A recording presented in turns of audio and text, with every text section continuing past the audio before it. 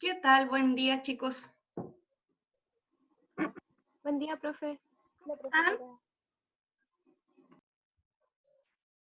Bien, ¿y usted? Bien, también. He estado revisando sus pruebas, así es que quiero partir hoy día corrigiendo un par de cosas que me sorprendieron que estén mal o medianamente abordadas. Revisé a todo el curso la primera parte, ¿ya? Y a gran parte del curso ya la segunda parte. Entonces, la primera parte eran 3 preguntas. Una tenía que ver, ¿cierto?, con los rasgos del género lírico de Spank, que la mayoría estaba bien, eh, porque los rasgos estaban ahí, ¿cierto? Y en el fondo había que solo explicar. Algunos se enredan un poco en la explicación, pero en general eso está bien. Pero luego viene la pregunta sobre la rima, que es la que me preocupa, las respuestas que recibí, ¿ya? La que viene después, que es de música, oralidad o sea, ¿cuál es la relación, cierto, entre la oralidad, la música y la poesía? Eso anduvo más o menos bien, pero en cuanto a la rima, quiero volver, voy a compartir pantalla y para que por favor entiendan bien cómo es el asunto de la rima. ¿Por qué me preocupa? Porque algunos me dijeron que la rima era siempre en la última sílaba de la palabra.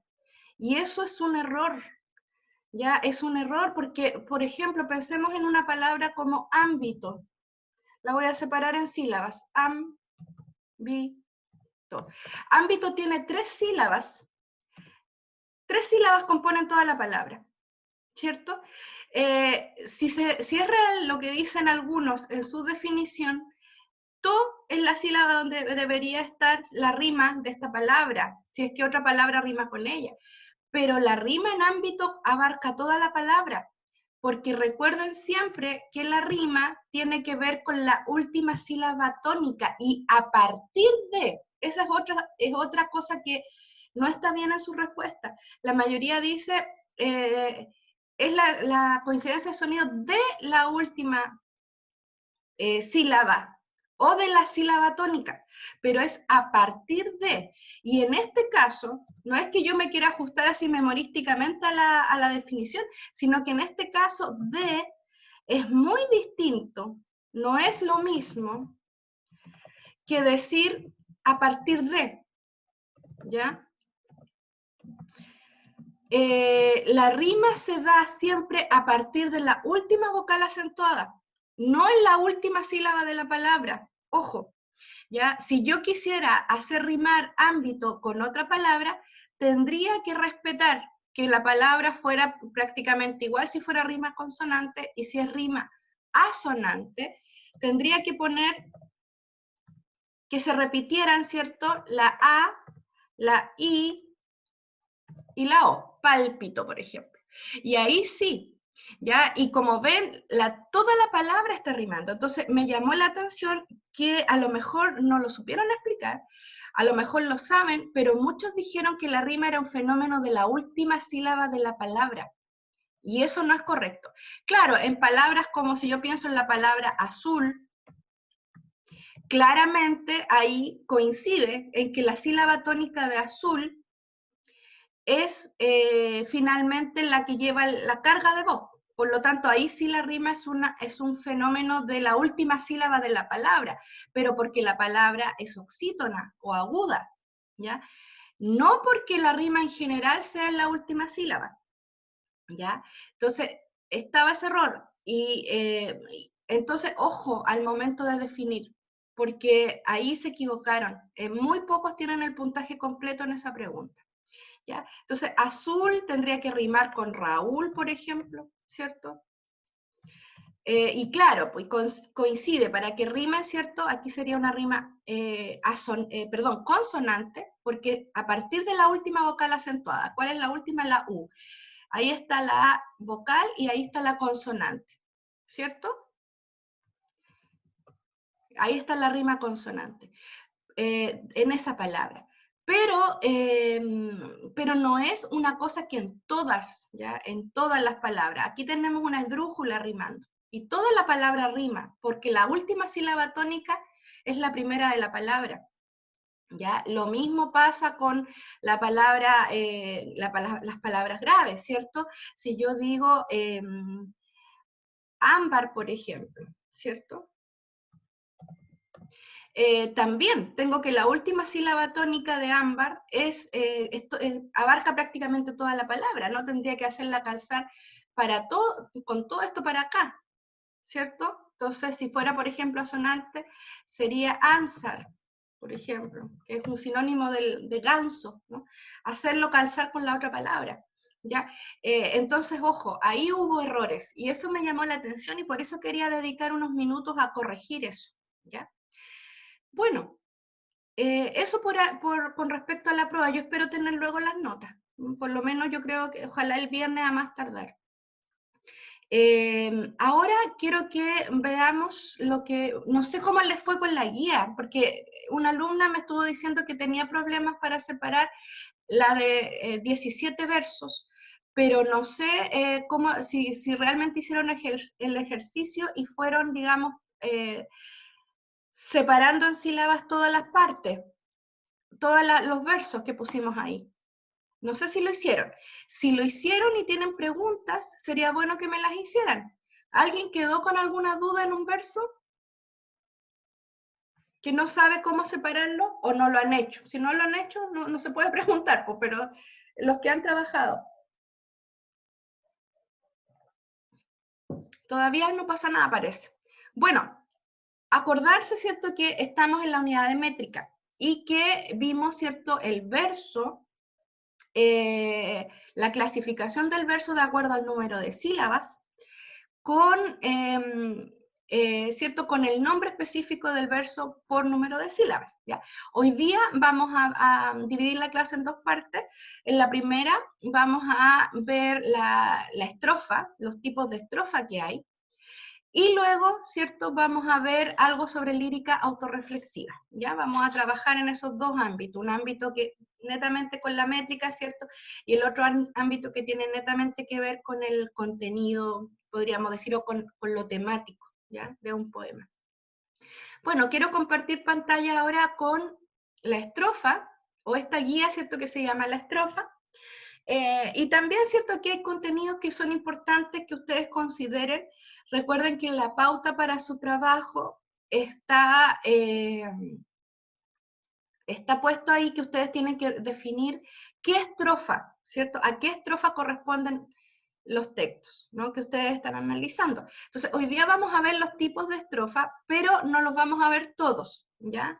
Entonces, ojo ahí, a lo mejor puede que su poema tenga otra estrofa, entonces por lo mismo vamos a repasar los tipos que existen, los más conocidos, mejor dicho, y si hay alguno que no reconozca la estrofa, buscamos, ¿cierto?, a qué estrofa se refiere, podemos buscarlo en la métrica. Bueno, lo primero, ¿cierto?, es señalar que la estrofa, hay estrofas que son isométricas y hay estrofas que son heterométricas. Y estas son las estrofas de verso medido. Ya recordemos que también hay estrofas de versos libres en la poesía más contemporánea y por lo tanto no hay no tienen un nombre, digamos, esas estrofas de verso libre. Pero las de verso métrico sí lo tienen. Entonces vamos a ver acá las más conocidas. Y señalar que las estrofas isométricas tienen, ¿cierto?, el mismo número de sílabas métricas. Por ejemplo, una estrofa de puros octosílabos o una estrofa de puros pentasílabos. En cambio, las heterométricas están constituidas por dos o más versos que tienen distinto número de sílabas. Por ejemplo, el ovillejo, que es una estrofa que tiene versos de 4 y versos de 8, ¿ya? Entonces, vamos a ver acá las estrofas. Lo primero, ¿cierto?, es que, de acuerdo al número, esto también tiene que ver con el número de versos, así como para definir el número o sea, el nombre del verso. Ustedes veían el número de sílabas métricas. Para definir la estrofa tenemos que ver cuántos versos tiene la estrofa, ¿ya? Y hay estrofas de 2 versos. Es la más sencilla y se llama pareado. Puede ser también se llama dístico, ¿ya? Y en general los pareados pueden variar en términos de si tienen la misma cantidad de sílabas métricas o tienen una cantidad distinta, ¿ya? Generalmente es la estrofa que se usa para los refranes. Aquí tengo, ¿cierto? Uno, perdón, ahí. Al que a buen árbol se arrima, buena sombra le cobija. Es un refrán popular, me imagino que ustedes lo conocen.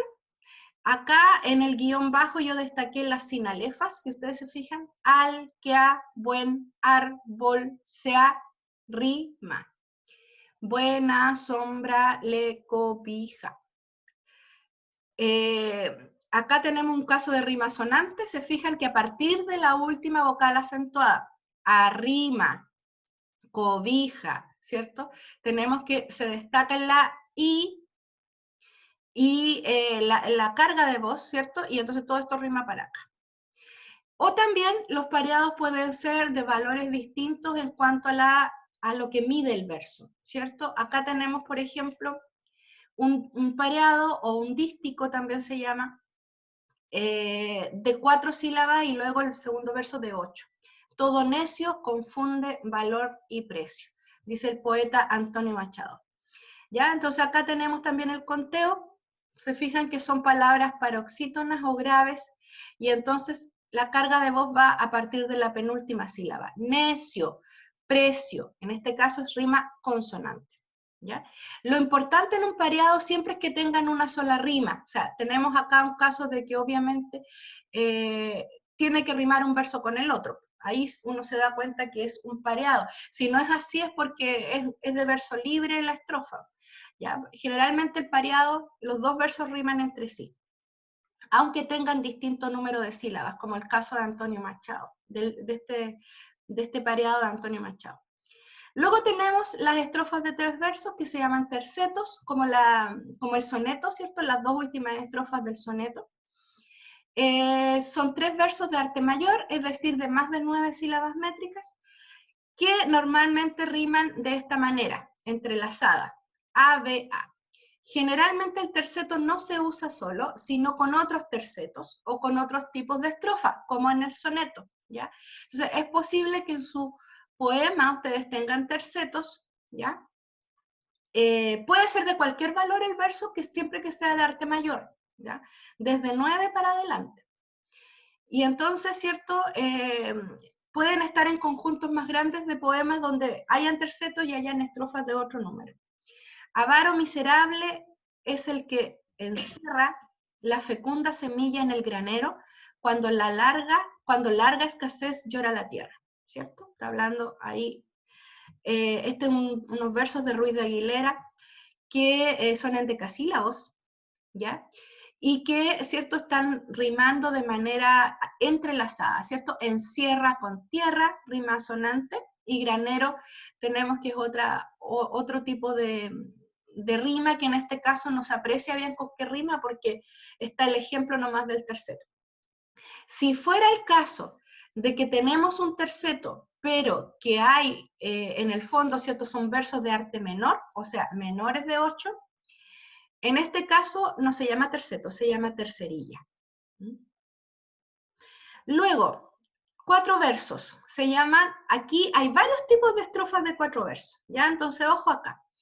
Tenemos el cuarteto como un soneto, por ejemplo, ¿cierto? Como las primeras estrofas de un soneto. Esos son cuartetos. Son 4 versos de arte mayor, es decir, de 9 sílabas en adelante. Y su rima siempre es abrazada. Ese es el cuarteto. Alguna vez me angustia una certeza y ante mí se estremece mi futuro. Acechándole está de pronto un muro del arrabal final en que tropieza. Versos de Jorge Guillén. Y entonces, ¿cierto? Tenemos acá rima abrazada y tenemos el verso de arte mayor, en decasílabo. Y acá luego tenemos variantes que son también de 4 versos. Hay una estrofa que se llama Cervantesio y que es una variante del cuarteto y solamente se diferencia porque el cuarteto tiene rima abrazada y este la tiene encadenada. Entonces, por ejemplo, si pillan por ahí a un cuarteto en un soneto, por ejemplo, cuya rima es encadenada, es porque no es cuarteto, es cerventecio, ¿ya? Y ahí también tenemos un cerventecio de Jorge Guillén. Valerosos, enérgicos, tranquilos, caminan sin dudar hacia un futuro, que tramándose se está con estos hilos de un presente fervor de claroscuro. Es Jorge Guillén, ¿ya? Otra variante de estrofas de 4 versos, la redondilla. Son 4 versos de arte menor de rima abrazada. O sea, ¿cuál es la diferencia entre el cuarteto y la redondilla? Que uno es de arte mayor y el otro es de arte menor. Muy famosas, chicas, son las redondillas de Sor Juana Inés de la Cruz, la poeta mexicana, ¿ya? Entonces la redondilla en general es un tipo de estrofa que se ha cultivado mucho en Hispanoamérica. Y entonces tenemos esta redondilla de Antonio Machado. La tarde más se oscurece y el camino que serpea y débilmente blanquea se enturbia y desaparece. Una hermosa poetización de un escenario y de un tiempo, ¿cierto? De un atardecer, que está en redondilla, ¿ya? Ese es el tipo de estrofa, la redondilla. Siempre una redondilla va a tener 4 versos de arte menor y su rima va a ser abrazada. Luego tenemos la cuarteta, que es la variante del cerventecio y de la redondilla si pensamos en verso de arte menor. La cuarteta son 4 versos de arte menor cuya rima es entrelazada. Es una variante de la redondilla, ¿ya? Luz del alma, luz divina, faro, antorcha, estrella, sol, un hombre a tientas camina, lleva a la espalda un farol, ¿sí?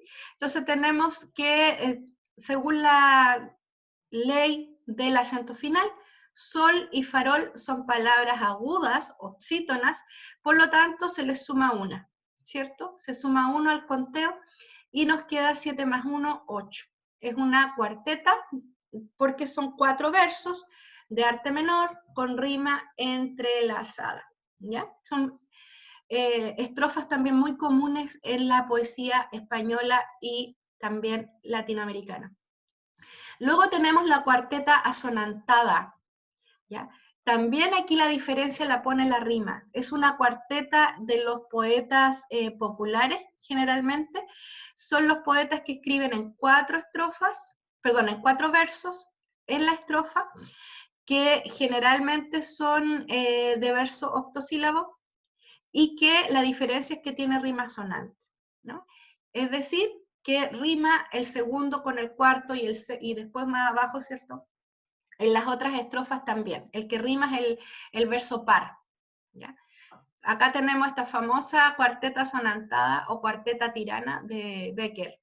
Por una mirada a un mundo, por una sonrisa a un cielo, por un beso, yo no sé qué te diera por un beso, ¿cierto? Cielo y beso riman de manera asonante. Luego tenemos otras estrofas de 4 versos, ¿ya? La seguidilla simple. Son versos de arte menor. El primero y el tercero, fíjense, son heptasílabos, es decir, de 7 sílabas métricas. Y el segundo y el cuarto son pentasílabos, es decir, de 5. Y acá tenemos, ¿cierto? Ya acá dejo de separar sílabas métricas con la esperanza de que ustedes lo hagan. Ya empiecen ustedes a ensayar. Ya en la guía anterior deberían haber empezado a separar. Y acá también, hagan el ejercicio. Estrellitas del cielo son mis quereres. ¿Dónde hallaré a mi amante que vive y muere? El primero y el tercero, estrellitas del cielo y ¿dónde hallaré a mi amante? Deben ser heptasílabos, según la definición que tenemos de la seguidilla simple. Y el segundo y el cuarto de 5 versos, ¿ya? Acá no hay indicación con respecto a la rima, pero da el caso que en esta seguidilla tenemos también rimando los pares, quereres con muere, rima asonante. Pero eso no es un requisito de la seguidilla simple. Luego tenemos la estrofa sáfica, que también es súper común en la poesía escrita en español. Tenemos que consta de 3 endecasílabos, hay 3 versos que son de 11 y uno que es de 5. Suele rimar el primero y el tercero, como acá, ¿cierto? Esta es una estrofa de Esteban Manuel de Villegas. Si de mis ansias de amor supiste, Tú, que las quejas de mi voz llevaste, oye, no temas, y a mi ninfa dile, dile que muero. Ya. Subiste con dile, tienen rima asonante, y ahí está la tarea de que ustedes separen, ¿cierto? Y encuentren cómo acá hay 11 sílabas en cada verso, y acá tiene que dar las 5, porque eso es una estrofa sáfica, ¿ya? Sáfica heredando su nombre de la poeta griega Safo, de Mitilene. ¿Mm? Ya. Esta también es común, sobre todo en la época medieval. Todavía estamos con las estrofas de 4 versos. Hemos visto 8 tipos, con este van a ser 8, pero son muchos más. Solo aquí puse los más comunes.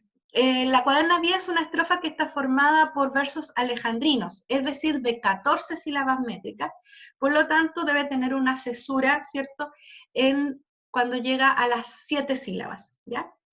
Y aquí, por ejemplo, cuando hagan la separación, recordar que estas palabras son agudas u oxítonas, bondad, claridad, beldad, lealtad. Entonces, lo más probable es que les dé 13 y tengan que sumarle una. Es una estrofa, la cuaderna vía, que se usó en la poesía medieval especialmente, en una línea de la poesía medieval que se llamó Mester de Clerecía. Era un tipo de poesía que cultivaban los sacerdotes, y tenemos bellos ejemplos de cuaderna vía en la literatura española, por ejemplo, Los Milagros de Nuestra Señora de Berceo, y este libro hermoso que se llama El Libro de Buen Amor, que es de Juan Ruiz, también llamado arcipreste de Ita. Arcipreste es como un cargo eclesiástico. Entonces, acá, este es una cuaderna vía que está extraído de un poema dedicado a las mujeres pequeñas, de pequeña estatura, y dice el hablante lírico: como rubí pequeño, tiene mucha bondad, color, virtud, precio, porque estamos en este libro del siglo XIV, entonces no existía la Y como la conjunción copulativa, la E. Color, virtud y precio serían tiempos normales, vigentes me refiero, vigentes. Color, virtud y precio en noble claridad. Ansí o así, dueña pequeña o mujer pequeña, tiene mucha beldad, mucha belleza. Fermosura, aquí está la cuestión de la F, que no es todavía H. Fermosura, donaire, amor y lealtad. Una mujer fermosa, no una mujer hermosa, ¿ya? Entonces, esa es la cuaderna vía. Es rima continua, bondad, claridad, beldad, lealtad, y los versos son alejandrinos, ¿ya? Sigamos, ahí terminan las de 4, las que seleccioné para la guía, como les explico, y acá tenemos las de 5. Tenemos la quintilla, es una estrofa de 5 versos que son octosílabos, es decir, de 8 sílabas. La rima, el poeta ve cómo la combina, pero hay una condición para una quintilla: que no haya 3 versos seguidos con la misma rima, es decir, que no sea continua, y que los 2 últimos no hagan un pareado, es decir, que no tengan, recordemos el pareado, la misma rima. Entonces acá tenemos que, esta es una quintilla de Miguel de los Santos Álvarez. Vida, pues ya nos cansamos de andar uno y otro juntos, tiempo es ya de que riñamos, y en el trance a que llegamos vamos riñendo por juntos, ¿no? Como que echa de menos tener una pelea, ¿cierto?, con alguien que ama, está como cansado de la armonía y quiere pelear. Entonces acá tenemos que son 5 versos. Si ustedes los cuentan, miden los versos, van a ver que son 8 sílabas cada verso, ¿ya? Aquí no habría, digamos, que agregar ni quitar una sílaba, porque todas las palabras son paroxítonas o graves. Cansamos, juntos, riñamos, llegamos juntos, ¿cierto? Y entonces, si ustedes se fijan, si hiciéramos el esquema de la rima, tenemos que hay aquí que el 1 rima con el 3 y con el 4. Cansamos, riñamos, llegamos. Y los otros, ¿cierto? Como es la misma palabra, rimaría el segundo con el quinto. Pero es el poeta el que ve de qué manera rima una quintilla. Podrían ser muchos esquemas de rima, cualquier esquema de rima, siempre que no hayan rimas seguidas, que haya como un entrelazamiento de rimas. Bien, el quinteto, la única diferencia con la quintilla es que el verso no es de arte mayor, perdón, no es de arte menor, sino que es de arte mayor. Y entonces tenemos que rigen las mismas reglas de la quintilla en cuanto a la rima, es decir, puede ser de cualquier manera la rima. Lo importante es que sean 5 versos y que estos midan más de 9 sílabas métricas, ¿cierto? Entonces acá tenemos una estrofa de Ricardo Gil. Desierto está el jardín de su tardanza, no adivino el motivo, el tiempo avanza, duda tenaz, no turbes mi reposo, comienza a vacilar mi confianza, el miedo me hace ser supersticioso, ¿ya? Entonces acá tenemos que el esquema de rima es 1, 2 y 4 y 3 y 5, ¿ya? Aquí el poeta como que no tomó muy en cuenta eso de que no tiene que ir junta la rima, ya hizo igual una rima pareada ahí, ya porque en el fondo dentro del quinteto se acepta que el poeta vea de qué modo rime, ¿ya? Esta estrofa que viene a continuación, que también es de 5 versos, también es muy famosa en el español, la lira, ¿ya? Y es la combinación de 2 endecasílabos, el segundo y el quinto versos son de 11 sílabas métricas, ¿ya? Y 3 son de 7 sílabas métricas. Y siempre la rima es AB, AB, B. ¿Por qué pongo esta B con mayúscula? Porque este es el verso de arte mayor, ¿cierto? El segundo y el quinto, mientras que los otros son de arte menor. Pues acá tenemos la Oda a la vida retirada de Fray Luis de León. Despiértenme las aves con su cantar suave no aprendido, no los cuidados graves de que es siempre seguido, quien al ajeno arbitrio está tenido. Creo que hablamos en algún minuto de la Oda a la vida retirada, ¿cierto? De este deseo del hablante lírico de querer vivir en un lugar lejano a la ciudad, despertar en el campo. Y entonces acá él habla, ¿cierto?, del deseo de que las aves lo despierten. Fíjense en la cremilla de la U, esto que hablamos también cuando hablamos del cómputo silábico, como aquí se cortaría la sílaba, ¿cierto? Suave, dice el poeta, con su cantar suave. Bien, esas son las de 5, la quintilla, el quinteto y la lira. Y luego seguimos con las de 6. La sextina. La sextina es una estrofa de 6 versos endecasílabos que no riman entre sí, ¿ya? Y esta también es una estrofa súper famosa de un poema de Fernando de Herrera. Al bello resplandor de vuestros ojos, mi pecho abrazó amor en dulce llama, y desató el rigor de fría nieve, que entorpecía el fuego de mi alma, y en los estrechos lazos de oro y hebras, sentí preso y sujeto al yugo el cuello. El hablante lírico describe aquí de una manera bellísima, ¿cierto?, cómo se siente cautivado por una persona de bellos ojos, ¿cierto? Y cómo siente que el amor lo toca de una manera bastante violenta incluso, ¿cierto? Dice que el pecho se abrazó en amor, ¿cierto? Surge una llama en él. Y entonces dice que se siente preso de ese sentimiento. Siente que está preso y que tiene el cuello en un yugo, o sea que ya está atado a esta persona de hermosos ojos, de ojos resplandecientes. Bueno, es una estrofa de 6 versos, como ustedes se pueden dar cuenta, y el caso es que no riman entre sí. Por ejemplo, ojo, llama, nieve, alma. Aquí hay una rima, llama y alma, ¿cierto? Pero no es la totalidad de la estrofa, entonces algo raro está pasando acá, no hay rima nomás, ¿ya? Por lo tanto, tenemos a esta estrofa que denominarle sextina, ¿cierto? Una estrofa de versos endecasílabos no rimados. La sextilla es una estrofa de arte menor con varias combinaciones de rima. O sea, el tema es que tiene que ser de 8 sílabas métricas para abajo.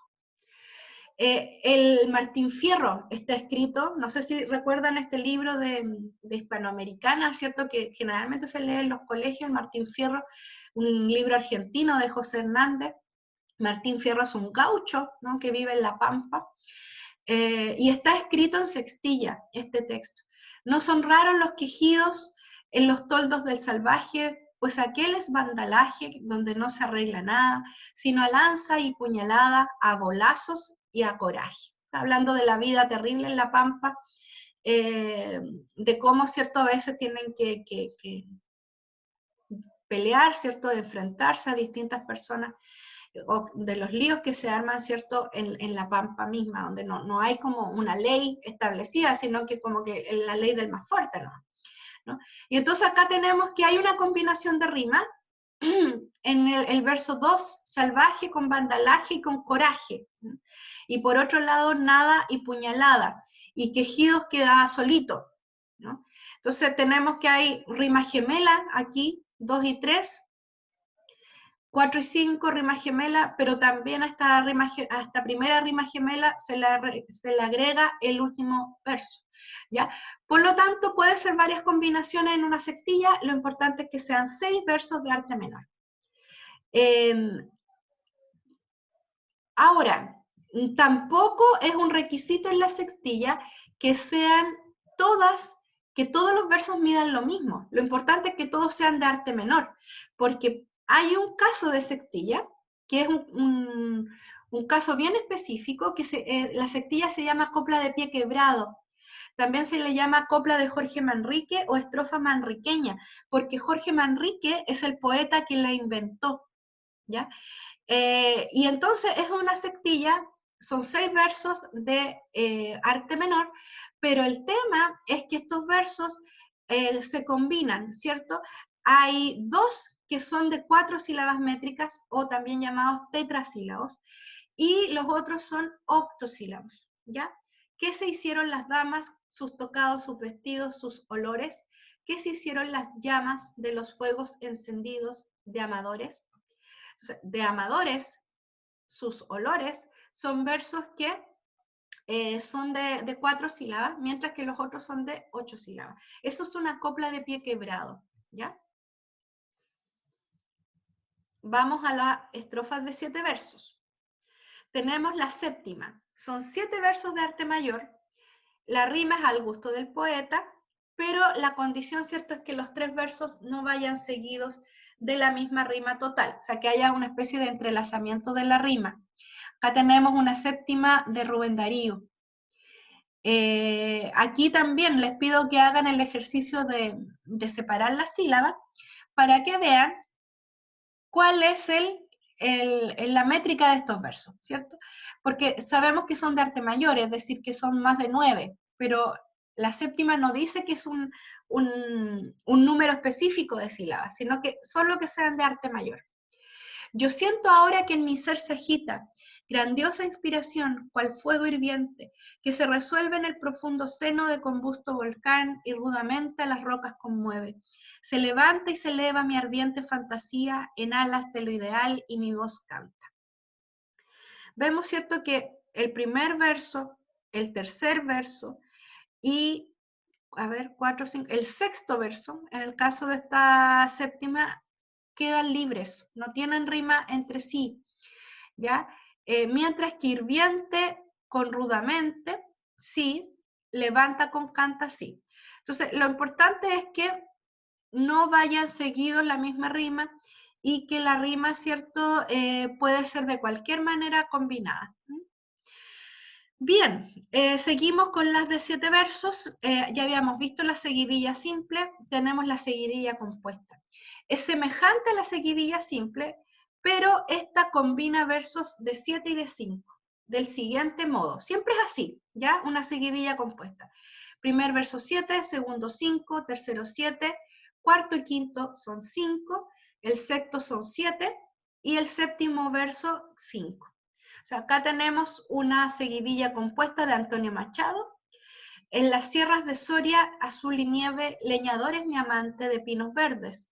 ¿Quién fuera el águila para ver a mi dueño cortando ramas? ¿Cierto? No tiene ningún tipo de condición con respecto a rima, pero sí, ¿cierto?, tiene el tema de que tienen que ser 7 versos de arte menor, ¿ya? Y combinados de la manera que están ahí. Las estrofas de 8 versos. La copla de arte mayor. Aquí tenemos también varios tipos de estrofa. La estrofa de arte mayor se llama también copla de Juan de Mena, porque es el tipo de estrofa que este poeta empleó en un libro que se llama El laberinto de Fortuna, ¿ya? Que es un texto también medieval, El laberinto de Fortuna.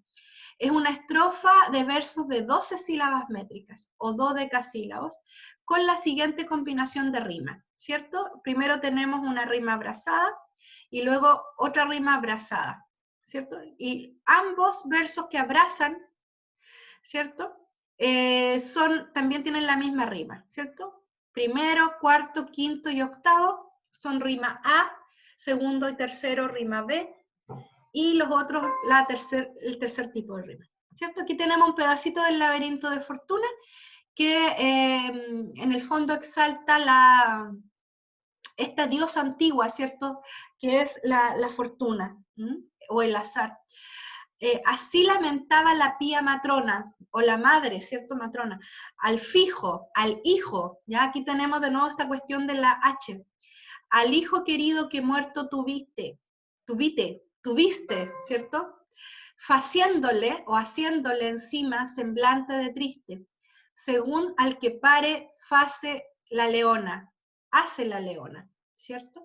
Pues ¿dónde pensar la persona los daños que causa la triste demanda de la discordia del reino que anda, donde no gana ninguno corona? Y entonces, ¿cierto? Tenemos el lamento de una madre acá, porque su hijo ha fallecido y entonces, ¿cierto? Está mirando con mucho dolor su semblante. Y entonces dice que qué puede pensar una persona, ¿no? Dice el hablante lírico, estamos en un reino donde nadie gana corona, que todos ganamos dolor. Eso es lo que está señalando el poeta. Y entonces tenemos la combinación de la rima, ¿no? Tenemos matrona con leona, persona y corona. Y tenemos vite, triste, sería la rima B, y demanda con anda. La rima C, ¿ya? Y si ustedes sacan la cuenta van a tener que son 12 sílabas en el texto, ¿ya? Esta también es súper famosa, la octava real, y es muy famosa porque compuso en octavas reales Alonso de Ercilla el texto La Araucana. ¿Ya? La Araucana está escrita en octavas reales. ¿Ya? Se llama también octava rima. Siempre es de verso en decasílabo, o sea, de 11. La rima es alternada y en los últimos dos versos es rima pareada. Entonces el esquema es AB, AB, AB y CC. ¿Ya? Toda la araucana está escrita de esta manera, con este tipo de estrofa. No las damas, amor, no gentilezas, de caballeros canto enamorado, ni las muestras, regalos y ternezas de amorosos efectos y cuidados, mas el valor, los hechos, las proezas de aquellos españoles esforzados, que a la cerviz de Arauco no domada pusieron duro yugo por la espada. ¿No? Entonces tenemos rimando gentilezas, ternezas, proezas, enamorados, cuidados, esforzados, y el último pareado, ¿no? Domada y espada. Entonces ahí tenemos la octava rima, o bien llamada octava real. La octavilla son estrofas de versos octosílabos y tiene esta combinación de rima, pero ojo que suele ser, ya no es siempre, pero suele ser, ¿cierto? Rima AB, A, luego viene una rima gemela, BB, otra rima gemela, CC, y termina con B. Acá tenemos una octavilla del Marqués de Santillana, también un poeta español del siglo XV, igual que Juan de Mena. La mayor cuita, dice el hablante lírico, cuita significa tristeza. La mayor cuita que haber puede ningún amador es membrarse del placer en el tiempo del dolor. Y ya sea que el ardor del fuego nos atormenta, mayor dolor nos aumenta esta tristeza y langor. ¿No? La mayor tristeza, para traducir un poco lo que está diciendo el hablante lírico, que este lenguaje es muy antiguo, ¿cierto? Del siglo XV. La mayor tristeza que puede tener un amante, ¿cierto? Es desligarse del placer, es no sentir placer en el tiempo del dolor, o sea, privarse de los placeres carnales, por decirlo así, en el tiempo del luto. porque dice que lo atormenta el fuego, ¿no?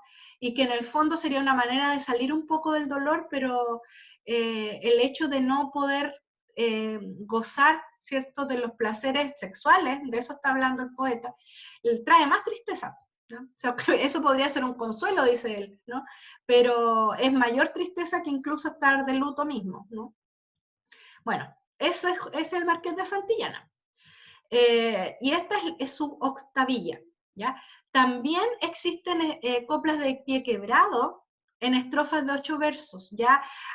Recordemos que la copla de pie quebrado la vimos recién dentro de las estrofas de 6 versos, pero también hay una variante en que puede haber copla de pie quebrado, es decir, combinación de 8 y 4 sílabas, en una estrofa de 8 versos, ¿ya? Y ahí no se llama octavilla, sino que se llama copla de pie quebrado de 8 versos, ¿ya? Vamos terminando ya con las estrofas de 10 versos. Ustedes me dicen, ¿por qué se saltó las de 9 versos? Porque no son tan comunes, ¿ya? Entonces, y aquí estamos viendo realmente las más comunes y destacadas. Tenemos la copla real, que son versos de arte menor, con un esquema de rimas súper definido, A, B, A, B, C, D, C, C, D. ¿Ya? Y acá tenemos también un texto antiguo de Juan de Timoneda, poeta, ¿cierto? Paso de la razón y la fama, se llama este poema. Y dice acá el poeta, oh altísima cordura, ¿a dó o a dónde? Todo el bien consiste, yo llena de hermosura de tu divina postura, razón digna me hiciste. Yo soy divina en el cielo, porque de ti soy mandada. Yo soy de tan alto vuelo. Yo soy la que en este suelo jamás me conturba nada. Entonces, está hablando justamente de la cordura, de la conducta, digamos, que es completamente mesurada. Y entonces dice que es un bien, ¿cierto? Y que le hace hermosa, eh, que hace hermosa la razón, ¿no? Habla de la divinidad, digamos, de la cordura. Y tenemos el esquema de rima también, y que está escrito en versos de arte menor. Cordura con hermosura, con apostura, consiste con existe, cielo con vuelo, consuelo, y mandada con nada. La copla real. La décima sí que es súper famosa, ¿cierto?, entre nosotros como latinoamericanos, porque la décima es la estrofa de los payadores, ¿ya? Violeta Parra también compuso mucho en décimas. Su biografía, o mejor dicho, su autobiografía, está escrita en décimas. Se llama también décima Espinela en honor a un poeta llamado Vicente Espinel, que le habría dado su forma. Se constituye por versos que son octosílabos o de 8 sílabas. Su estructura está formada por 2 redondillas, que son los primeros 4 versos, ¿ya? Con rima abrazada, A, B, B, A y C, D, D, C. Y luego, ¿cierto? Acá tenemos del 1 al 4 es una redondilla, del 7 al 10 es otra redondilla, y al medio hay 2 versos de enlace que repiten las rimas última y primera de cada redondilla, es decir, AC. El esquema queda del siguiente modo, que este es el esquema de la décima, muy respetado por los poetas populares, ¿no? Así se componen las décimas. A, B, B, A, C, C, D, D, C. ¿Ya? Sueña el rico en su riqueza, que más cuidados le ofrece. Sueña el pobre que padece su miseria y su pobreza. Sueña el que a medrar empieza. Sueña el que afana y pretende. Sueña el que agravia y ofende. Y en el mundo, en conclusión, todos sueñan lo que son, aunque ninguno lo entiende. Un pedacito de una estrofa, digamos una obra de teatro que se llama La vida y sueño de Calderón de la Barca, que está escrito como poema, ¿ya? Y entonces vemos el esquema de rima. Fíjense, riqueza con pobreza y empieza. Ofrece y padece. Luego, ofrece, padece, ¿cierto? Y luego pretende y ofende. Conclusión con son, y luego entiende. Pretende, ofende, entiende, ¿cierto? Corresponde al esquema de la décima, que es siempre así, siempre es en octosílabo y siempre es con este esquema de rima, ¿ya? Las de Violeta Parra están escritas así, las de todos los payadores que vayan en décima están escritas. Y la última estrofa que vamos a ver es el ovillejo, ¿ya? Como les digo, no son las únicas estrofas que existen, ¿ya? Pero son las más conocidas, ¿ya? Es un verso, los del ovillejo, bueno, recordemos que acá estamos con las estrofas de 10 versos, ¿cierto? Son generalmente versos de arte menor, son generalmente, todas las que son compuestas más largas, ya las de 8 y las de 10, son estrofas que están compuestas de otras más pequeñas. Por eso la décima se compone de 2 redondillas y un pareado al medio. Y esta se compone de 3 pareados y una redondilla. Los pareados se componen de octosílabos y tetrasílabos, ¿ya? O trisílabo, y la redondilla de octosílabos. El esquema siempre es el siguiente. El octosílabo es A, ¿cierto? En cuanto a la rima, A8, A4, B8, B4, C8, C4, C8, D8, D8, C8, ¿ya? Y siempre es el mismo esquema. Este es un ovillejo del Quijote. ¿Quién menoscaba mis bienes? Desdenes. ¿Y quién aumenta mis duelos? Los celos. ¿Y quién prueba mi paciencia? Ausencia. De ese modo, en mi dolencia, ningún remedio se alcanza, pues me matan la esperanza, desdenes, celos y ausencias. ¿Ya? Acá tenemos, el primero es octosílabo, y desdenes es un trisílabo, ¿ya? 3 sílabas métricas. Y luego también el cuarto verso también tiene 3 sílabas métricas, el sexto también. Entonces acá tenemos los 3 pareados, ¿sí? Primer pareado, primer y segundo verso. Segundo pareado, tercer y cuarto verso. Tercer pareado, quinto y sexto. Y acá tenemos la redondilla, ¿ya? Y el esquema de rima ustedes pueden ver que se corresponde, ¿no? Con la descripción de un ovillejo. Y los poetas cultivaron todas estas formas estróficas, jugando con ellas y demostrando su maestría, ¿no? De poder componer de esta manera, porque es muy, o sea, de alguna manera te da una pista, ¿no? De cómo componer poesía, pero también son formas tremendamente difíciles de alcanzar, ¿no? Y por eso los poetas consideraban que quien realmente era poeta, él, sobre todo cierto siglo XV, XVI, era quien era capaz de componer de esta manera, ¿ya? Y de esta, ¿cierto?, ha predominado en nuestro Chile, especialmente la décima. ¿Mm? Y es admirable como muchos payadores componen décima e improvisan décima, con todo lo que eso implica. O sea, son 10 versos con una métrica específica y con una rima específica. Entonces es un arte que requiere un trabajo tremendo con el lenguaje, un dominio del lenguaje y la capacidad de ir midiendo el verso cuando se improvisa la poesía popular inmediatamente, ¿no? De ir midiéndolo en el momento. Eh, por eso ellos trabajan con fórmulas establecidas que les van ayudando a componer. Y el poeta más culto, digamos, es un poeta que, claro, tiene el papel, ¿no? Para empezar a componer, a trazar estos octosílabos, estos endecasílabos, pero es un trabajo que fue muy cuidado, muy cultivado por los poetas, ¿ya? Hasta entrado al siglo XX, ¿ya? Porque muchos poetas que consideramos contemporáneos compusieron en este tipo de estrofas, ya como Rubén Darío, que es del siglo XX, Neruda, Mistral, ¿quién más? Bueno, que puedo mencionar así famoso, bueno, la misma Alfonsina Storni, que hemos trabajado, ¿cierto? Y toda la lista que ustedes tienen para hacer su trabajo, y otros más que quedaron fuera de la lista. El primer César Vallejo, por ejemplo, de Perú, que es un poeta más marcado por el vanguardismo después, pero que su primer libro, Los Heraldos Negros, también está compuesto con textos que podríamos denominar, de acuerdo a Kurt Spank, tectónicos, ¿no? Con formas métricas. ¿Bien? Bueno, entonces aquí también, ojo, ir separando las que son isométricas de las que son heterométricas. Recordemos que las isométricas es cuando la estrofa mide lo mismo cada verso.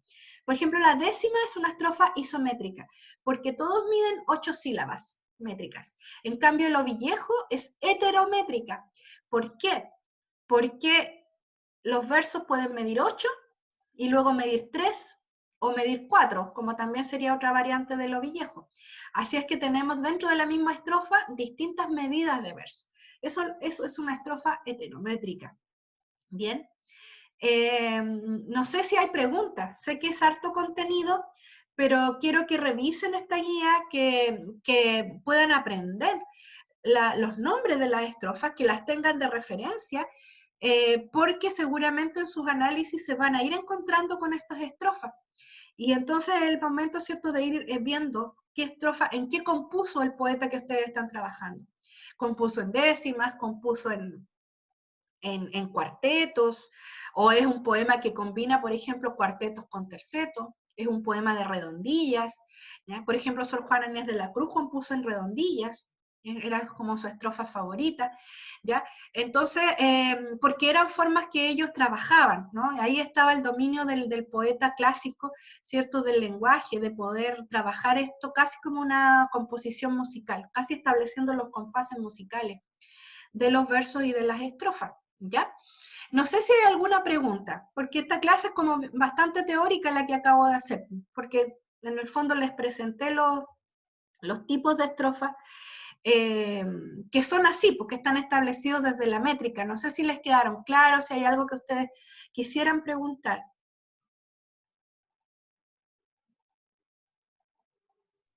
No, profe, yo por lo menos no tengo dudas, solo que me parece como súper complicado escribir poemas. Sí, y ahí está como también una cuestión que tiene que ver con la estética, ¿no? Con cómo los poetas asumen la poesía, porque por ejemplo el poeta más contemporáneo está libre de de este tipo de amarres, por decirlo así, que son la métrica, pero tiene otros problemas estéticos, ¿no? Porque el poeta contemporáneo tiene que hacerse cargo de una tradición y dentro de esa tradición decir algo diferente, tener una voz única. Es otro reto, que no era el reto que tenía, por ejemplo, Juan de Mena o el Marqués de Santillana, que ellos tenían las formas establecidas, ¿cierto? Y tenían que componer de esta manera. ¿Ya? Entonces, yo diría que ahí van cambiando justamente lo que entendemos por lírica y cómo los poetas se apropian de su arte. O sea, hay que dejar en claro que estamos viendo un tipo de poesía que es clásica en esta parte del curso y que hay otra poesía, como por ejemplo la poesía que compartía Magda Sepúlveda con ustedes el lunes, la poesía de Zurita, que es una poesía donde la métrica no es un tema, ¿no? O sea, justamente él hace estos versos largos, la misma profesora decía esto de que aquí no está el octosílabo, por ejemplo, decía ella, ¿no? Que este es otro tipo de verso, un verso gigante, casi un poema en prosa. ¿Ya? Entonces, aquí hay que entender, ¿cierto?, que hay distintas estéticas y que nosotros estamos entrando en una estética que es clásica y donde el concepto de poesía era esto, ¿no? La composición del poema pasaba por ser una línea de trabajo muy similar a la música, muy similar al compositor musical, donde el poeta tenía que estar pendiente de la medida del verso, de los tipos de estrofas y adecuarse a ellos, ¿ya? Entonces, por eso entender que no toda la poesía es así, pero gran parte de la historia de la humanidad ha tenido este tipo de lírica, ¿ya? Entonces, gracias por tu comentario, Adriana. Eso es lo que podría decir al respecto.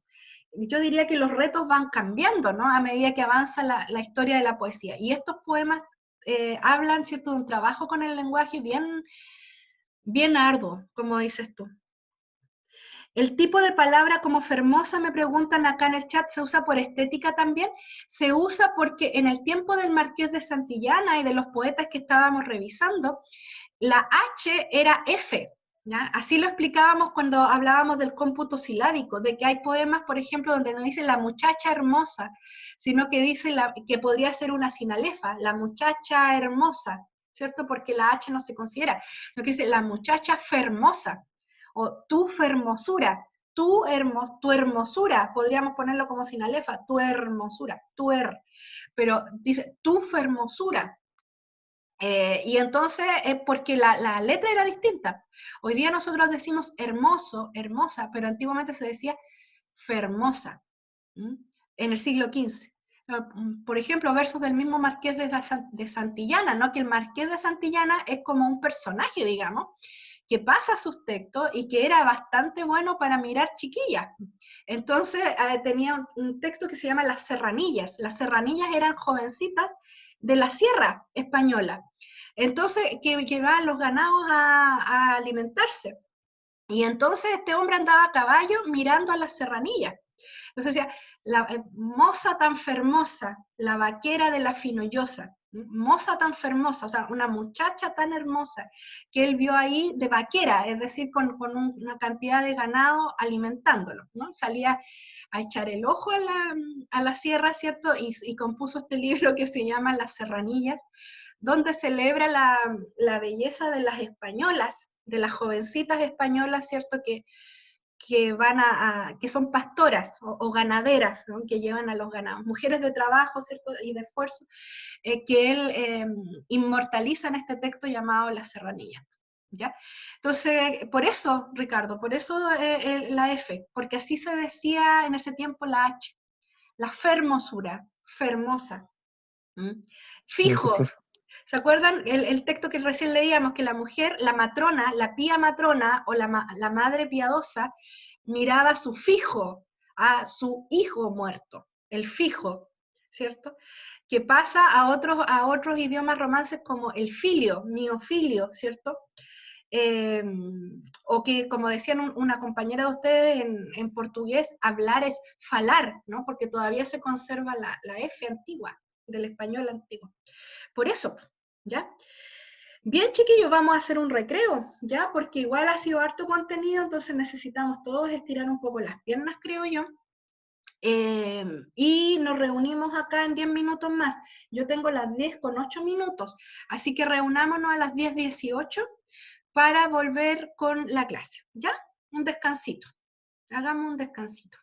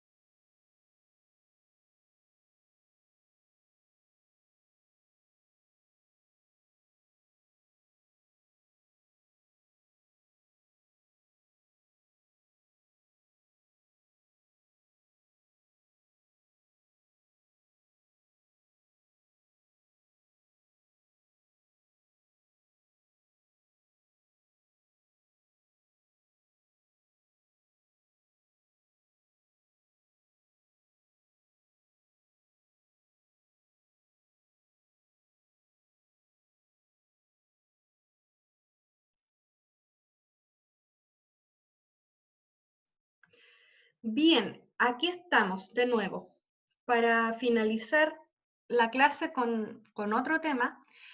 Descansar un poquitito de la métrica porque hemos visto ya los nombres de los versos, los nombres de las estrofas, y lo que me queda ver con ustedes de análisis métrico es la acentuación, ¿ya? Y eso lo vamos a ver mañana. Entonces me inquieta que aquí está la mitad del curso y la otra mitad no está. Entonces voy a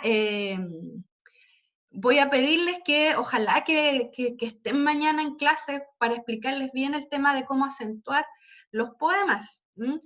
Y ver y completar con eso el análisis que podríamos llamar el ritmo del texto, ¿no? Tenemos ya el conteo de sílabas métricas, hablamos del cómputo silábico, hablamos de las estrofas, de cómo se llaman los versos, ¿cierto? Y entonces nos estaría faltando la acentuación, ¿ya? Y mañana nos vamos a dedicar a eso ya de lleno, ¿ya? Hoy día vamos a cambiar un poquitito el switch para ver otro tema que tiene que ver con lírica autorreflexiva, o sea, vamos a hablar del género en un aspecto temático, ¿ya?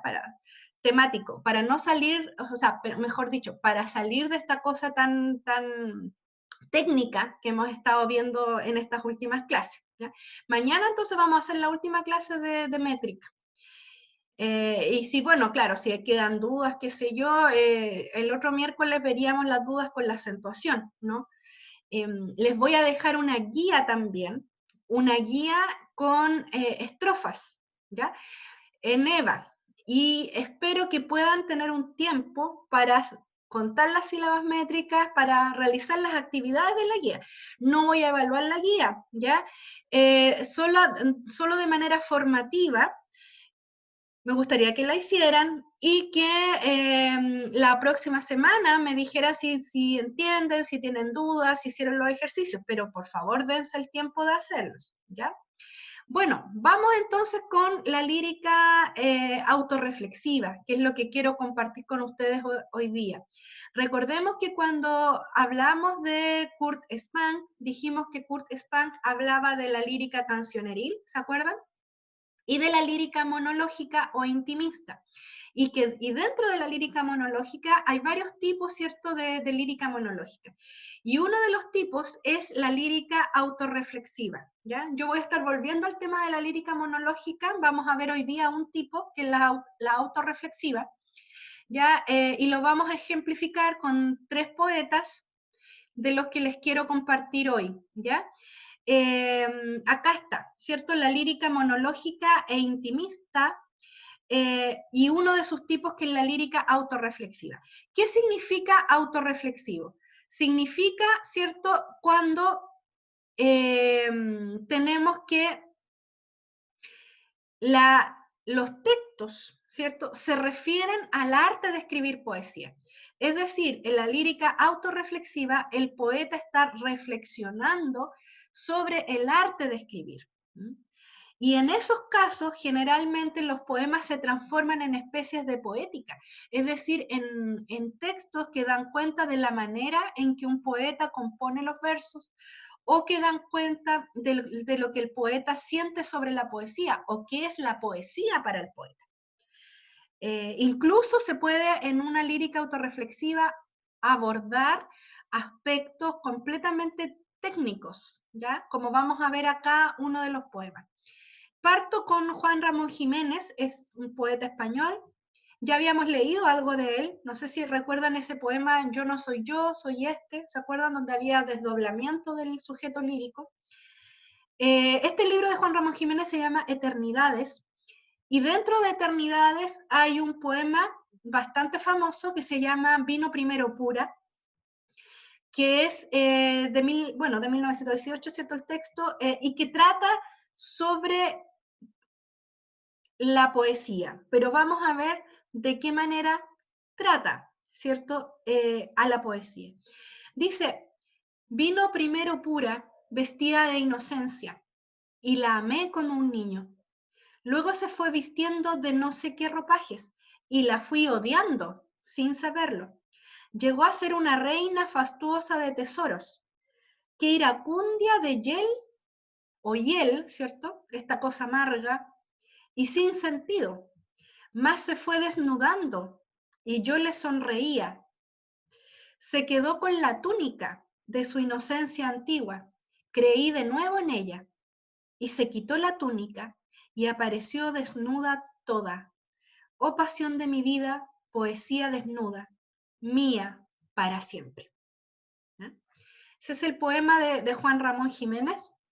Y bueno, brevemente quería mostrarles, ¿cierto?, en la pizarra, cómo este poema aborda etapas, ¿cierto?, de la literatura del poeta. Ya dice, empezando, si ustedes se fijan, él habla de la poesía como un ser femenino, ya no la voy a llamar directamente mujer, ¿no? Porque en el fondo es una metáfora, ¿no?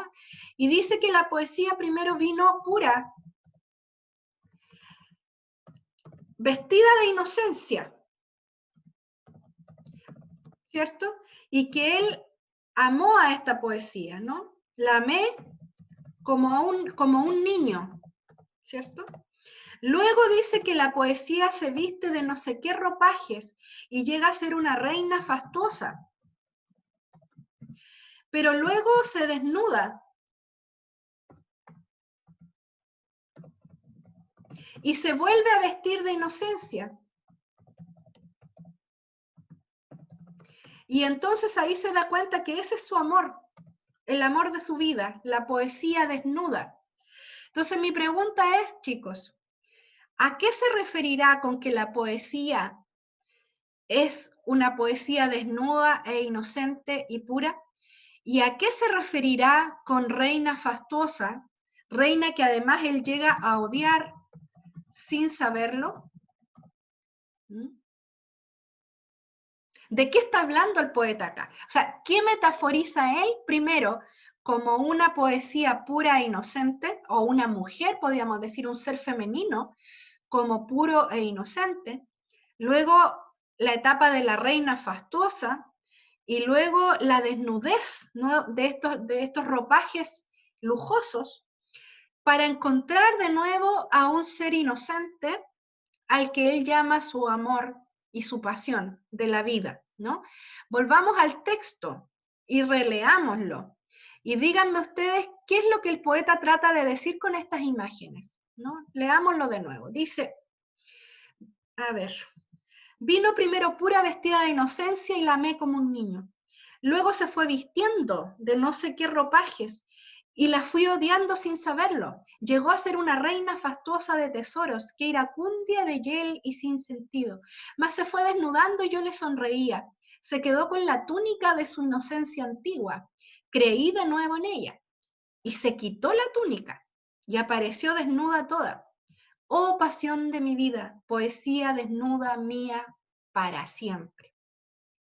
Bueno, ¿qué creen ustedes que representa a la poesía reina fastuosa y que representa, por otro lado, a la poesía pura? ¿Se fijan que esto es lírica autorreflexiva?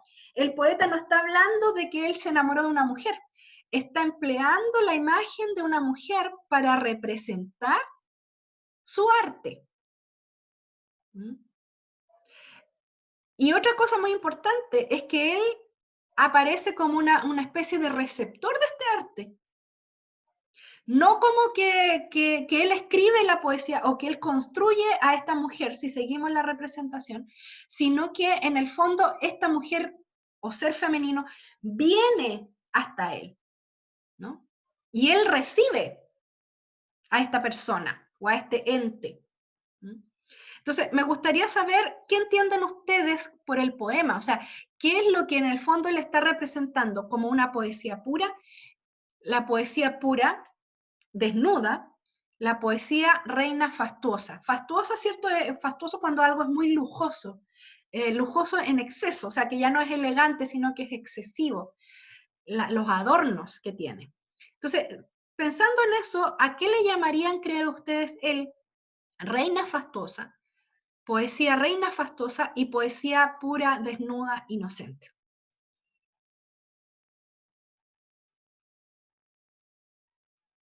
A ver, ¿qué se les ocurre al respecto?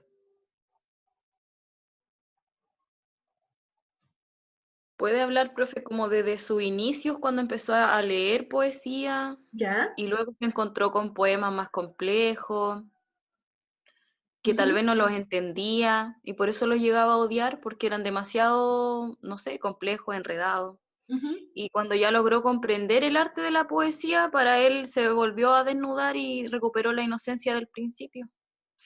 Sí, yo creo que sí, ¿no? Y entonces este asunto de ser complicado, justamente pareciera que lo que está haciendo Juan Ramón Jiménez es criticar un poco estas estéticas recargadas de métrica, ¿no? O sea, que esta reina fastuosa quizás podría ser esto, ¿no? Este afán por componer el verso perfecto, el octosílabo o el endecasílabo perfecto, como que quisiera liberarse, me da la impresión, ¿no? Y entonces cuando la poesía se va desvistiendo de estos ropajes, la encuentra, ¿no? O sea, me parece que el poema de Juan Ramón Jiménez es una celebración de una poesía más semántica, más de lo que el texto dice en tanto mensaje, más que en el aparataje formal, más que en el formato. Y entonces tenemos a un poeta que celebra esta poesía desnuda, pura e inocente, ¿no? Y que desprecia un poco esta poesía más alambicada o esta poesía más fastuosa, justamente más llena de recovecos, de juegos lingüísticos, etcétera, ¿no? Sería una manera de entenderlo, ¿no? Que la complicación lo aleja de la poesía, incluso llega a odiarla, más que acercarlo, ¿no? Pero la gran pregunta es, ¿cuál es la poesía pura finalmente? ¿Y cómo podemos decir, según Juan Ramón Jiménez, estamos frente a una poesía que es pura? ¿No? Porque finalmente todos los poemas tienen artificios del lenguaje. ¿Mm? Entonces es interesante este concepto de pura, de inocente, de desnuda. ¿Desnuda de qué, me podría preguntar yo? ¿Ya? Y bueno, lo que estábamos diciendo es una manera de entender este poema, pero me imagino que quizás no es la única forma, ¿no? De entenderlo. Y también me interesa lo que decía Adriana, que a ella le da la impresión de un lector, ¿no? Por esta actitud de recibir la poesía. Pero si yo pienso que el hablante lírico es un escritor, ¿por qué pensar en que la poesía viene a él y no que él construye la poesía? Eso también es interesante. ¿Mm? Porque nos lleva a un concepto también muy antiguo que es el de la musa inspiradora, ¿no? De que en el fondo los poetas eran elegidos o seres superiores porque justamente tenían una inspiración que estaba exterior a ellos, que es algo exterior a ellos, y que les venía como de pronto, digamos, ¿no? Y eso también tiene varias lecturas, digamos, en la tradición poética. Hay poetas que creen muy firmemente en esto de la musa, ¿no? Sobre todo los del siglo XIX, pero hay otros que no, que son poetas mucho más conscientes del oficio de escribir, ¿no? Entonces, fíjense, comparen esta visión de Juan Ramón Jiménez de ser como un poeta con la musa inspiradora a este poema de un poeta chileno que se llama Enrique Lin. Este libro es de 1969, o sea, 50 años después del de Juan Ramón Jiménez. Se llama La musiquilla de las pobres esferas. Ustedes lo encuentran completo en Memoria Chilena. Se llama ¿Por qué escribí? Leamos a este poeta chileno. Dice, ahora que quizás en un año de calma piense, la poesía me sirvió para esto, no pude ser feliz. Ello me fue negado, pero escribí. Escribí, fui la víctima de la mendicidad y el orgullo mezclados, y ajusticié también a unos pocos lectores. Tendí la mano en puertas que nunca, nunca he visto. Una muchacha cayó en otro mundo a mis pies.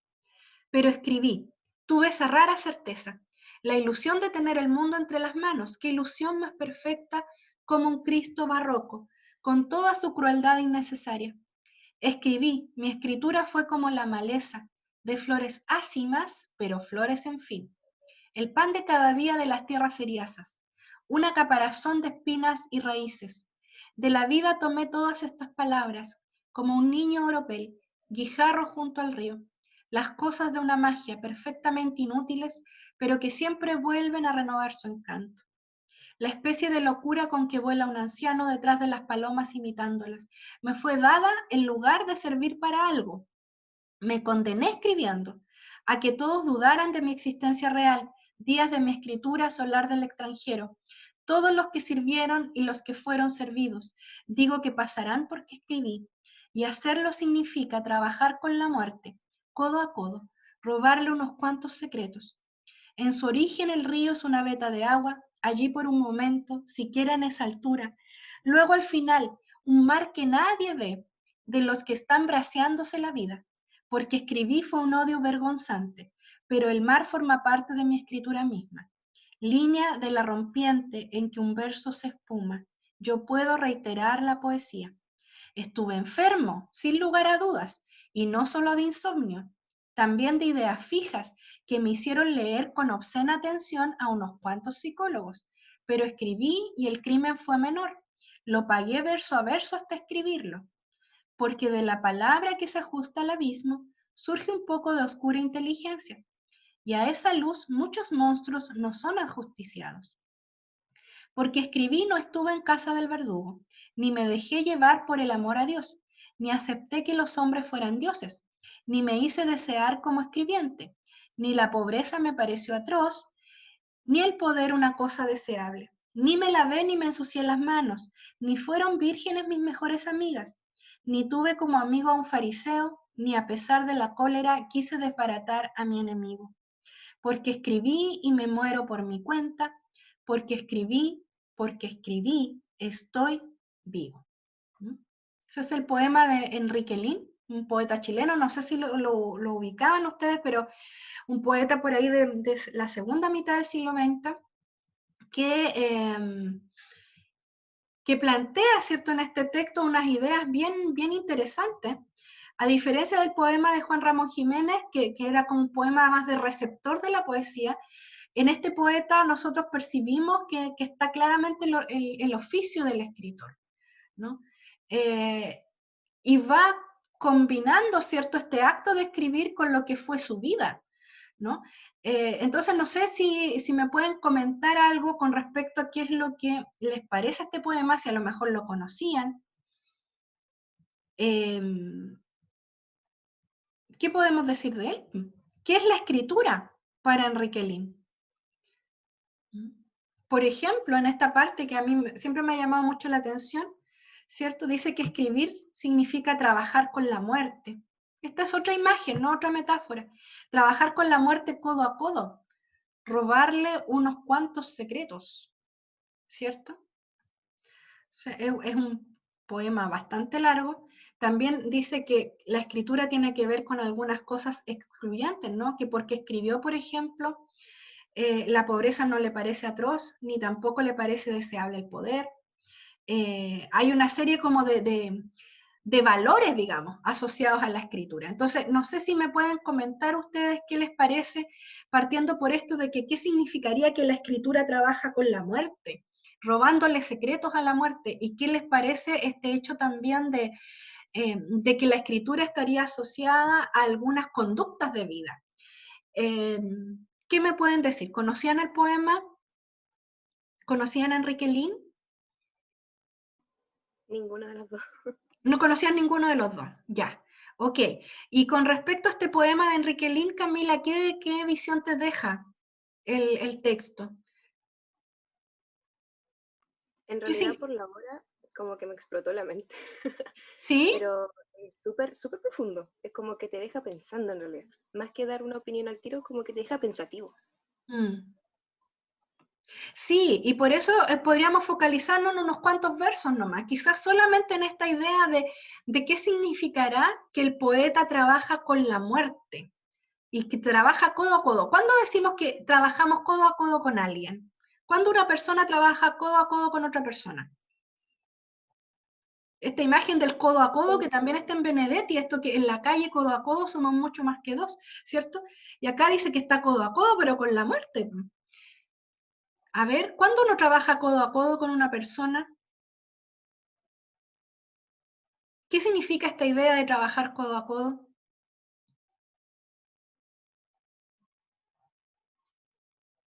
Es trabajar a la par, no sé, Se como van igual. contradiciendo. Correcto, ¿cierto? Combinado en una comunicación estrecha, ¿no? Una comunicación estrecha. Entonces, ¿por qué? No sé si comparten esta idea de que el poeta estaría muy cercano al fenómeno de la muerte, o cómo entienden esta idea de trabajar codo a codo con la muerte. ¿Mm? ¿A qué se referirá el poeta? Incluso de Puede robarle estar, secretos, ¿sí? puede estarse refiriendo a lo mejor que, como se dice ese cliché, que cada momento que pasa, uno, como que la vida avanza y nos estamos haciendo más viejos, o también puede ser lo que dice usted, que a lo mejor está cerca de la muerte, a lo mejor está enfermo, o algo así, y él sabe que luego va a morir, o algo así. Claro, podría ser, Sí, ¿cierto? puede Podría, estar como relatando lo que le costó escribir, todo lo que tuvo que vivir a través de su escritura, no sé, pues, porque quizás en la época no era bien visto. ¿Qué sabe sí, uno que tuvo que pasar para poder llegar a ser escritor de poesía?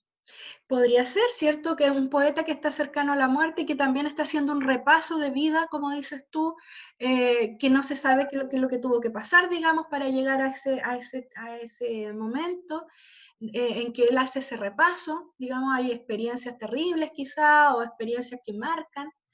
Eh, Acá hay un comentario en el chat, dice, cerca de la muerte o tal vez lo será después de su muerte, respecto de sus escritos, dejando una especie de reflexión de vida. Podría ser como una especie de testamento post-mortem, digamos. ¿No? Porque claro, fíjense que también el verbo está en pasado, ¿no? Porque escribí, o sea, hay una gran contradicción ahí porque está escribiendo el poema, ¿no? Pero está hablando de una escritura, de la escritura en un tiempo pasado, como diciendo de alguna manera este es mi último poema, ¿no?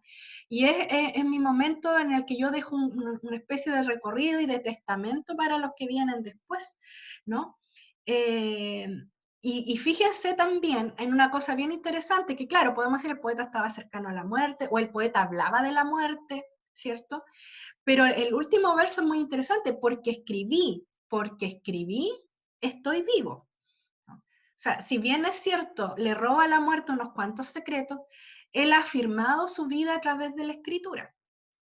Eh, y establece una relación causal. Vivo porque escribí, ¿no?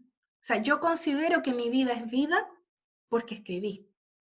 Entonces, es interesante cómo él plantea que su vida, ¿cierto? A diferencia de Juan Ramón Jiménez, por ejemplo, que plantea que una especie de relación erótica con la poesía, ¿no? De esta mujer que se desnuda, ¿cierto? Para él y que es como su pasión. Acá hay una afirmación mayor en el sentido que es una afirmación de vida, ¿no? De que la poesía es su razón de vivir. Quizás los dos poetas están diciendo lo mismo. Uno dice, es la pasión de mi vida, y el otro dice, porque escribí estoy vivo, ¿no? Pero en el primero vemos una relación así como profundamente erótica, y en el otro vemos más bien una especie, como decía su compañero, de testamento, ¿no? Final, de un recorrido de la vida como, de la poesía también, ¿cierto? Como una compañera de vida y de camino. Eh, entonces es muy, muy interesante, ¿no? Y esta declaración de valores que hace el poeta, ¿no? De que el poder no le parece deseable, y que todo eso se explica porque él escribe. ¿No? O sea, y ahí también nos lleva a un tremendo dilema, o sea, hasta qué punto podemos hablar de una ética de la escritura, ¿no? De la ética de la escritura. Ustedes saben que la mayoría de los poetas tienen una posición política bastante clara, y de los artistas en general, entonces ahí es una gran problemática, cómo se combina o cómo se relaciona la escritura con la ética, con la política, y con ciertas declaraciones de principios, ¿no? Ciertas declaraciones de principios. Bueno, les voy a presentar a una última poeta que está en su lista también, que se llama Delmira Agustini. Es una poeta uruguaya muy, muy interesante. Lamentablemente, una vida muy breve. Delmira Agustini murió antes de los 30 años. Fue un caso el suyo de un femicidio. Su esposo la asesinó, o su ex esposo, mejor dicho, de una manera bastante cruel, con muchas puñaladas, ya varias puñaladas, no sé cuántas. por celos. O sea, hay una historia muy, muy terrible. De hecho, hay un monumento a Delmira Agustini en Uruguay que tiene que ver con la violencia de género. O sea, se hace este homenaje a la poeta como una especie también de homenajear a las víctimas de violencia doméstica, ¿cierto? Y de femicidios, ¿ya? Era una mujer de gran belleza, era con un talento impresionante. El libro blanco es un libro prologado por Rubén Darío, porque Rubén Darío sentía una tremenda admiración por el talento de esta joven.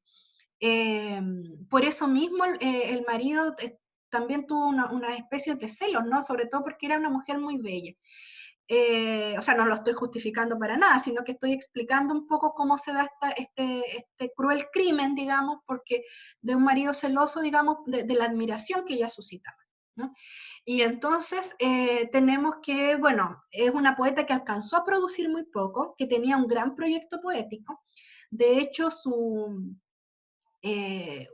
último libro, ella pone una nota que da mucha tristeza al leerlo, ¿cierto? Porque dice algo así como, tengo listo mi próximo libro, se llama tanto, y pronto va a salir y todo el tema. Ese libro nunca salió, digamos, porque ella fue asesinada antes, ¿no?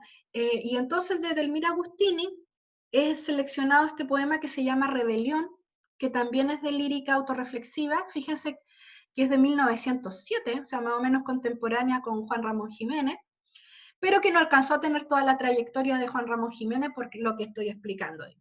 ¿Ya? Y acá en Rebelión nosotros tenemos que Delmira Agustini se dedica a reflexionar sobre un tema súper específico que nosotros hemos estudiado en nuestra unidad de métrica, ¿ya? La rima. Leamos, dice, la rima es el tirano empurpurado, es el estigma del esclavo, el grillo, que acongoja la marcha de la idea. No aleguéis que sea de oro. El pensamiento no se esclaviza a un vil cascabeleo. Ha de ser libre de escalar las cumbres, entero como un dios, la crin revuelta, la frente al sol, al viento. ¿Acaso importa que adorne el ala lo que oprime el vuelo? Él es por sí, por su divina esencia, música, color, fuerza, belleza. Aquel carmín, los perfumados pomos, ¿por qué ceñir sus manos enguantadas, a herir teclados y brindar bombones, si libres pueden cosechar estrellas, desviar montañas, empuñar los rayos? Si la cruz de sus brazos redentores abarca el mundo y acaricia el cielo, y la belleza sufre y se subleva, si herir a la diosa en pleno pecho, mermar el torso divinal de Apolo para ajustarlo a ínfima librea. Para morir como su ley impone, el mar no quiere diques, quiere playas. Así la idea, cuando surca el verso, quiere al final de la ardua galería, más que una puerta de cristal o de oro, la pampa abierta que le grita libre, ¿cierto? O libre, podríamos decir ahí, un libre así como gigante y con signos de exclamación, ¿no?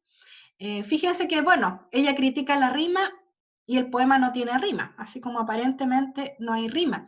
Bueno, ¿qué les parece el planteamiento de Delmira Agustini en este poema de lírica autorreflexiva, el poema reflexionando sobre el poema?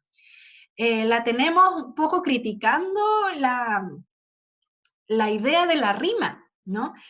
Pese a que ella conserva una métrica bastante estricta, ¿no? Si nosotros medimos métricamente estos versos, nos vamos a encontrar con una métrica bastante regular, pero encontramos que justamente no está lo que ella critica, la rima. Bueno, ¿qué dice el poema? O sea, ¿cuál es la idea de ella con respecto a la rima? ¿Qué es lo que le critica a la rima? Que dice que la rima es un tirano empurpurado, un tirano vestido de púrpura o de rojo. ¿Qué es lo que ella le critica a la rima?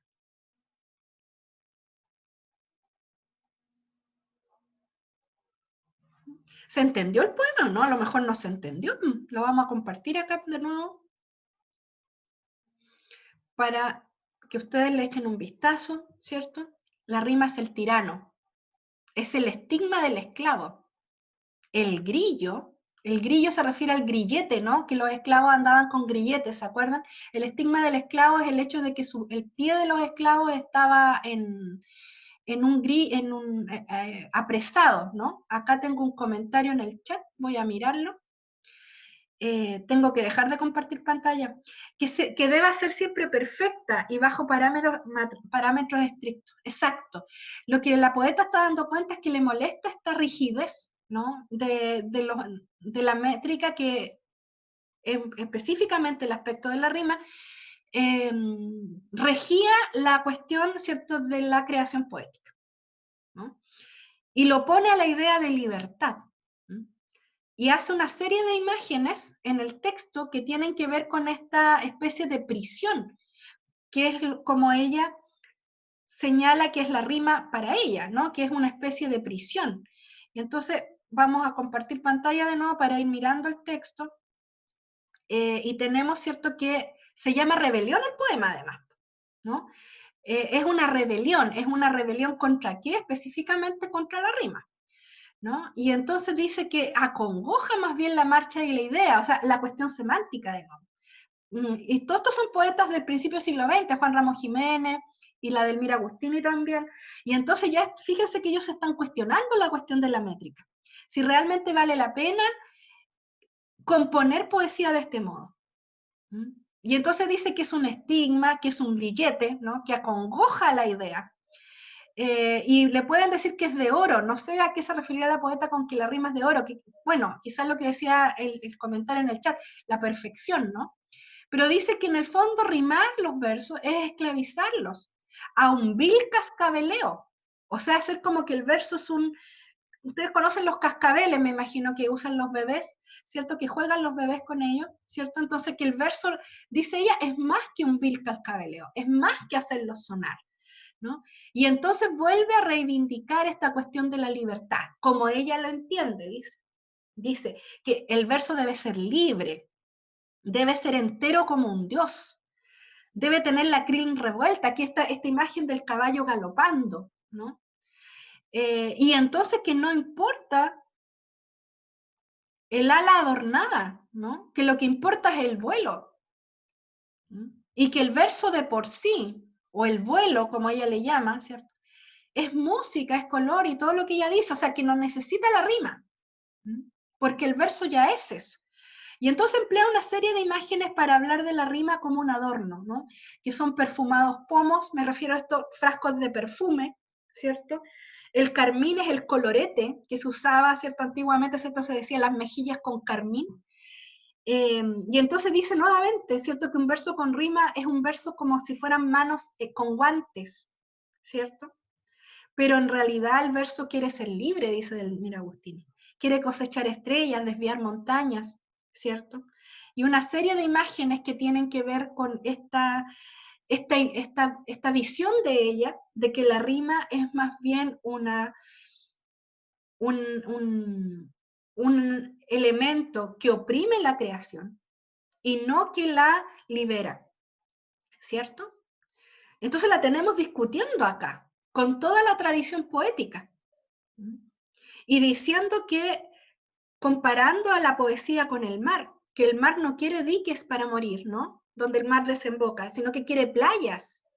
Y entonces el mar, que es como la idea, dice ella, que surca el verso, no quiere una puerta de cristal o de oro al final, no quiere un sonido rimado, sino que quiere una pampa abierta, que le grita libre.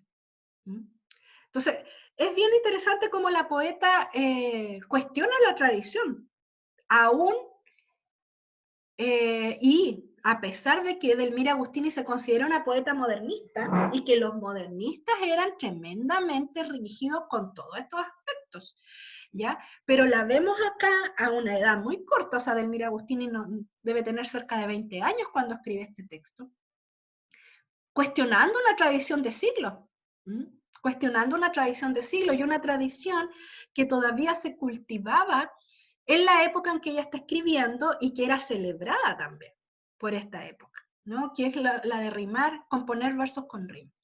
Y el poema se llama Rebelión, ¿se fijan? Es un poema de lírica autorreflexiva, donde ella como poeta, o sea, acá vemos una actitud muy distinta a la poesía escrita por mujeres en la historia de la humanidad, ¿no? Que hay pocas voces poéticas que son activas, ¿no? Hay más poesía femenina que tiene que ver con todo el lado romántico, por ejemplo, ¿no?